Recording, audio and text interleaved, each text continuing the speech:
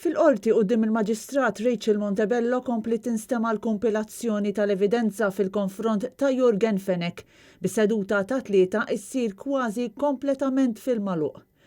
F'din is-seduta l-Maġistrat talbet lill prosekuzzjoni tippreżenta l-istatements li taw diversi xhieda lill-Pulizija iżda għal xi raġuni dawn ma kinux f'idejn l-Ispettur Keith Arnaud li madankollu malajr irrimedja u ġab kopji tagħhom fuq DVD.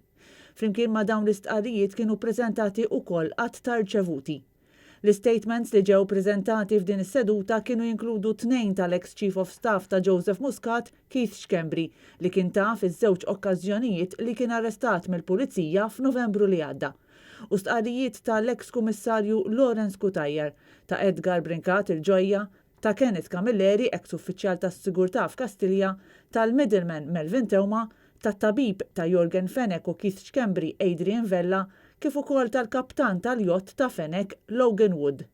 Peress is-seduta nstemet mingħajr il-ġurnalisti u membri tal-pubbliku mhux magħruf kemm minn dawn l-istatements verament instemaw.